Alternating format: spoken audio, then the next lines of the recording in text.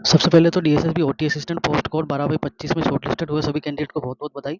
तो इस वीडियो में मैं आपको बताऊंगा कि ई डोजर कैसे भरना है, इसमें क्या-क्या सावधानी रखनी जरूरी है।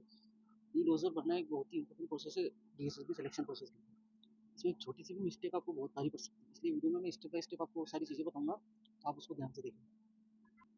सबसे पहले आपको वापस साइन इन कर लेना है, जिस तरह से आपने रिजल्ट निकाला था कल आपका। यहाँ पर जो भी आपकी डिटेल है उससे एक बार लॉग इन कर लेना है। जैसे साइन इन आप करेंगे, जैसे आप साइन इन करेंगे आपके सामने आपका पूरा खुल के आ जाएगा, ओपन हो जाएगा, जिसमें सारी चीज़ें आपका रिजल्ट देख सकते हो, आप चेंज पासवर्ड कर सकते हो, एप्लीकेशन फॉर्म फिल कर सकते हो। तो आपको सबसे पहले इस पर ई डोजर वाले ऑप्शन पर क्लिक करना है। जैसे आप इस पर ई डोजर पर क्लिक करोगे, आपको ये अपना जो भी आपने एग्जाम दिया था वो उसको सेलेक्ट करके सबमिट करना है। फिर आपके पास ये खुलेगा, आपकी पर्सनल डिटेल आएगी इसमें। ये स्टेप 1 है आपका सबसे पहले। तो ये पर्सनल डिटेल में आपको एक बात ध्यान देनी है कि इसमें आपका name, father name, mother name, जो भी आपकी डेट ऑफ बर्थ वगैरह वो पहले से फिल होगी।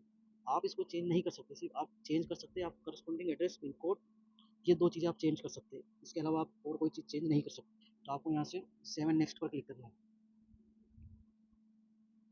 आप जैसे ही सेव एंड नेक्स्ट करेंगे तो यहाँ पर जो कुछ डॉक्यूमेंट्स आपसे मांगेगा, जैसे फोटो हो गया, सिग्नेचर हो गया, एडमिट कार्ड, 10th का certificate, thumb impression, OBC degree के लिए कॉपी ऑफ एडमिट कार्ड, और आपका एससी का सर्टिफिकेट है वो, ओबीसी सर्टिफिकेट, डॉक्यूमेंट, ईडब्ल्यूएस सारा।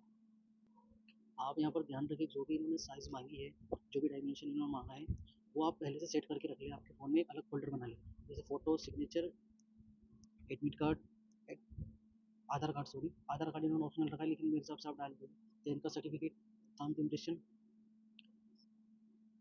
और एडमिट कार्ड जो आपने एग्ज़ाम दिया था डीएसएसबी का, उसकी आपको स्कैन करके लगाना है। एससी एसटी सर्टिफिकेट अगर आपने कोई रिजर्वेशन का लिया है इसमें, तो आप लगा सकते हैं। डिसेबिलिटी सर्टिफिकेट, ओबीसी सर्टिफिकेट अगर आप एप्लीकेबल है।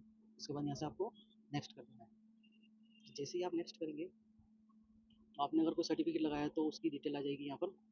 आप उसको यहाँ पर चाहे तो कोई एफिडेविट वगैरह लगाना चाहे तो लगा सकते हैं इस वीडियो में। सेम एंड नेक्स्ट करेंगे, फिर वापस अपन अपना जो पोस्ट का क्वालिफिकेशन जनरल में था वो ऑपरेशन सेंटर का सर्टिफिकेट या फिर डिप्लोमा था, तो उसकी डिटेल आपने यहाँ पर देनी है। आपने कब पास किया है, कौन सा कॉलेज था आपका, आपका इंस्टीट्यूट गवर्नमेंट था या प्राइवेट था, ये लास्ट वाले सेक्शन में बोलना है। अब नेक्स्ट यहाँ पर आ रहा है सर्टिफिकेट ऑफ मेट्रिकुलेशन +2, मतलब आपका जो 10th के जो सर्टिफिकेट है उनको डालना है। यहाँ पर मैंडेटरी दे रखा है, तो आपको यहाँ पर आपकी जो 12th क्लास की मार्कशीट है वो डाल देनी है। उसमें क्या क्या सब्जेक्ट है, सेकंड वाला ऑप्शन वो डाल देना है।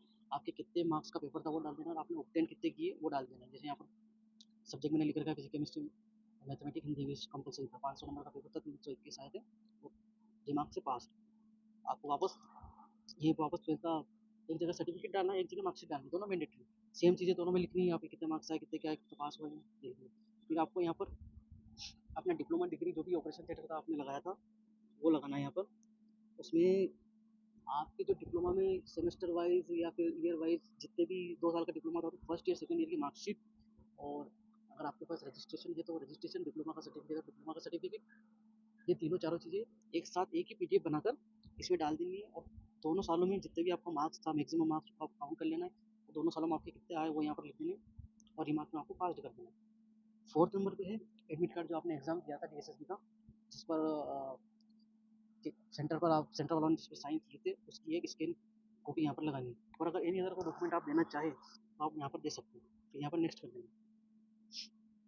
फिर उसके बाद जैसे यहाँ पर कोई एफिडेविट लगाना चाहे, मान लो आपके कोई डॉक्यूमेंट में नेम की स्पेलिंग मिस्टेक है या कोई और अदर चीज़ मिस्टेक है, तो आप कोर्ट से जाकर एक एफिडेविट बनवा ले और उसको यहाँ पर मिसलेनियस में अपलोड कर दें। उसके बाद ये डिक्लेरेशन का दिख रहा है, इस पर टिक करके आप सेव कर दें।